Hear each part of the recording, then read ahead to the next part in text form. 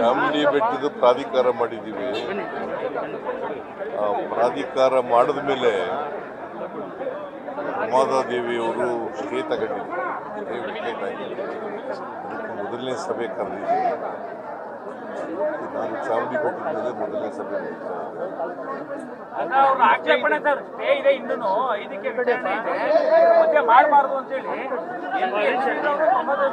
ಒಡೆಯವರು ಇಬ್ರು ಕೂಡ ಆಕ್ಷೇಪಣೆ ಇದು ಮಾಡಿದ್ದಾರೆ, ಪತ್ರ ಬರೆದಿದ್ದಾರೆ ಸರ್ ಕಾರ್ಯದರ್ಶಿಗಳಿಗೆ. ನೋಡಪ್ಪ, ಹಿಂದೇನು ಕೂಡ ಕಮಿಟಿ ಅಲ್ವಾ, ಹಿಂದೆ ಕಮಿಟಿ ಇತ್ತಲ್ವಾ, ಆಡಳಿತ ಮಂಡಳಿ ಆಡಳಿತ ಮಂಡಳಿ. ಅದಕ್ಕೆ ಒಂದು ನೇಮಿಸ್ತಿದ್ದ ಮೆಂಬರ್ಗಳನ್ನೆಲ್ಲ ನೇಮಿಸ್ತಿದ್ದವ್ರು ಯಾರು? ಸರ್ಕಾರ. ಅದಕ್ಕೆ ಅಧ್ಯಕ್ಷರಾಗಿದ್ದವ್ರು ಯಾರು? ಆ ಸರ್ಕಾರದ ಅಧೀನದಲ್ಲೇ ಇತ್ತಲ್ವ. ಈಗ ಅವರು ಸ್ಟೇ ತಗೊಂಡಿದ್ರು, ಸ್ಟೇ ವೇಕೇಟ್ ಆಗಿದೆ. ಅದರಿಂದ ಕೋರ್ಟ್ನಲ್ಲಿ ಏನು ತೀರ್ಮಾನ ಆಗಿದೆ ಅದರ ಪ್ರಕಾರ ಮಾಡ್ತಾ ಇದ್ದಾರೆ. ಬಟ್ ಅವ್ರು ಸಂಸದರು ಕೂಡ ಪತ್ರ ಬರೆದಿದ್ದಾರೆ, ಸಂಸದರು ಯದುವೀರ್ ಅವರು ಕೂಡ ಪತ್ರ ಬರೆದಿದ್ದಾರೆ. ಇದು ಕಾನೂನು ಬಾಹಿರವಾದಂತಹ ಸಭೆ. ಅವ್ರು ಹೇಳೋದಕ್ಕೂ ಹೇಳೋದಲ್ಲ, ನಾನು ಮಾಡ್ತಾ ಇದ್ದೀನಿ.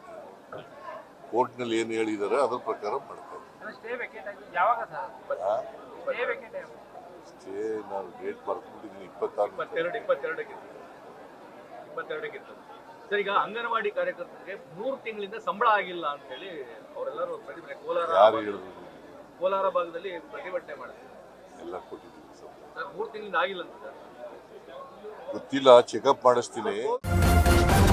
ನ್ಯೂಸ್ ಫಸ್ಟ್, ನಿರ್ಭೀತಿಯಿಂದ ನಿಮ್ಮ ಪರವಾಗಿ.